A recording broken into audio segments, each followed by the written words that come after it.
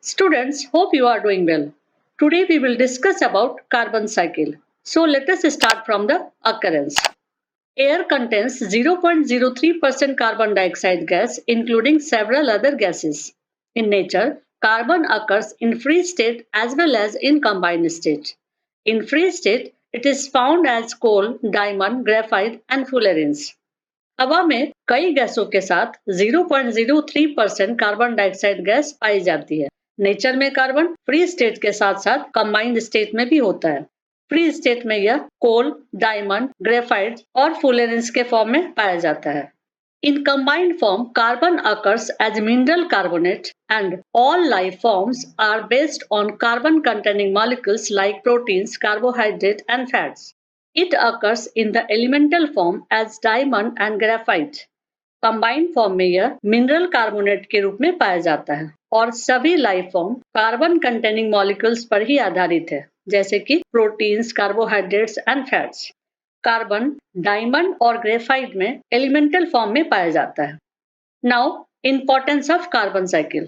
The carbon cycle is important in ecosystem because it moves carbon, a life-sustaining element, from the atmosphere and oceans into organisms and back again to the atmosphere and oceans. Ecosystem में carbon cycle important है क्योंकि इस cycle से carbon atmosphere और ocean से organisms में life sustaining element के रूप में जाता है और फिर यह ऑर्गेनिज्म से एटमॉस्फेयर और ओशियंस में वापस चला जाता है। इस पैराग्राफ को हम लोग इस डायग्राम से समझेंगे। एटमॉस्फेयर और ओशियन से कार्बन जो है लाइफ सस्टेनिंग एलिमेंट के रूप में ऑर्गेनिजम्स में चला जाता है और फिर ये ऑर्गेनिज्म से कार्बन डाइऑक्साइड के फॉर्म में एटमॉस्फेयर और ओशियंस में वापस लौट जाता है। Now types of carbon cycle. There are two types of carbon cycle. First one is short term carbon cycle and second one is long term carbon cycle. Short-term carbon cycle is known as biological carbon cycle and long-term carbon cycle is known as geological carbon cycle. So let us start from the short-term carbon cycle. In this term, carbon recycles between atmosphere, land and ocean. It includes respiration among the organisms as well as photosynthesis in the producers. Short term carbon cycle में carbon atmosphere, land और oceans के बीच recycle होता है। इसमें organisms के respiration process के साथ साथ प्रोड्यूसर्स यानी कि प्लांट में फोटोसिंथेसिस प्रोसेस भी इंक्लूडेड है। तो आइए अब एक एक रिएक्शन को देखते हैं। Photosynthesis reaction equation. Carbon dioxide gas in the presence of light react with water and it gives sugar and oxygen gas. Carbon dioxide gas sun rays के प्रेजेंस में वाटर के साथ रिएक्ट करता है और यह शुगर बनाता है और साथ में ऑक्सीजन गैस को रिलीज करता है। Now respiration reaction equation. Glucose react with oxygen, it gives carbon dioxide gas plus water plus energy. Respiration process में क्या होता है? ग्लूकोज ऑक्सीजन गैस के साथ रिएक्ट करके कार्बन डाइऑक्साइड गैस बनाता है, वाटर बनाता है और साथ में एनर्जी को रिलीज करता है। अब दोनों रिएक्शन को हम लोग साथ साथ देखते हैं।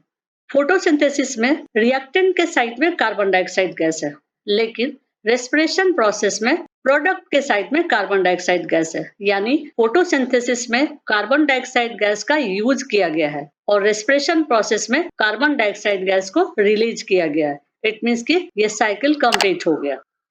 Now long-term carbon cycle. The long-term carbon cycle operates over millions of years and involves the exchange of carbon between rocks and earth surface.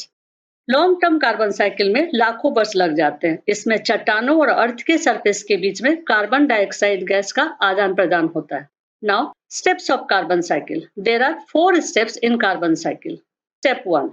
Carbon enters the atmosphere as carbon dioxide from respiration and combustion. Carbon respiration और combustion process से carbon dioxide के form में atmosphere में enter करता है। इस diagram से समझते हैं।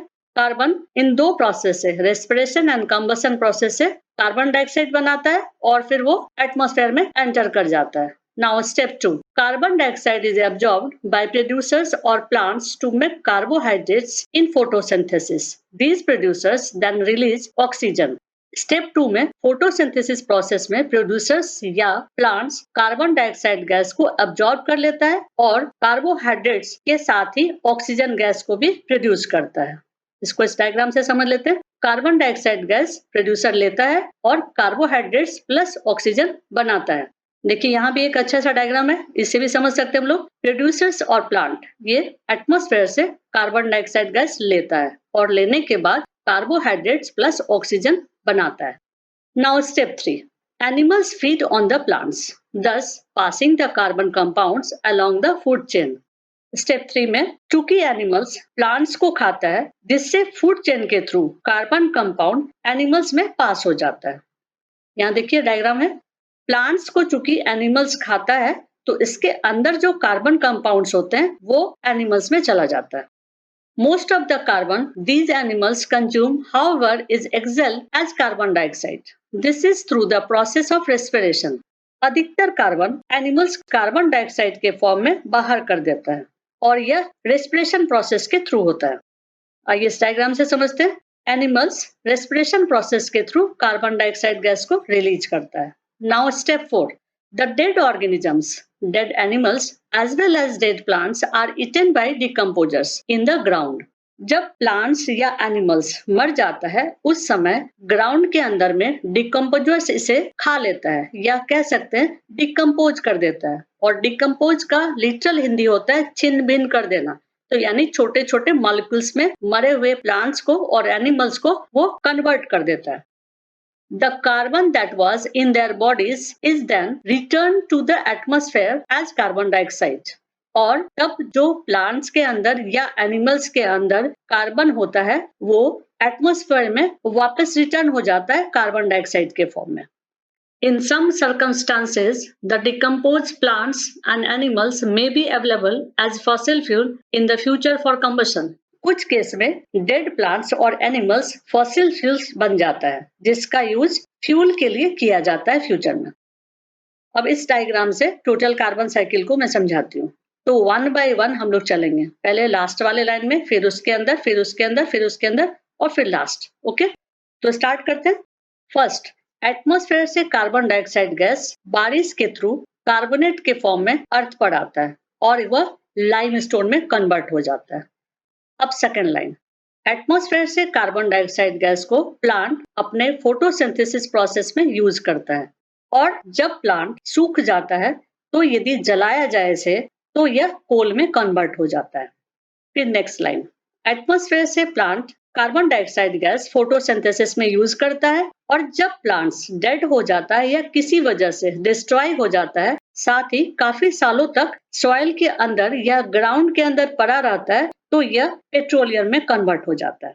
अब नेक्स्ट, प्लांट्स के थ्रू कार्बन डाइऑक्साइड या इसके कंपाउंड्स एनिमल में आ जाते हैं और फिर एनिमल्स के मरने के बाद इसकी हड्डियां बहुत दिन तक यूं ही कार्बोनेट के फॉर्म में पड़ा रहता है या फिर जमीन के अंदर दब जाने की वजह से पेट्रोलियम में कन्वर्ट हो जाता है।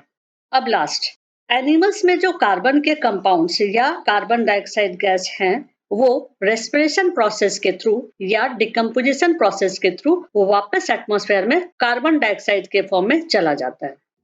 That's it. यदि आपको वीडियो पसंद आए तो लाइक कर दीजिएगा और आगे के वीडियोस को देखने के लिए सब्सक्राइब कर दीजिएगा।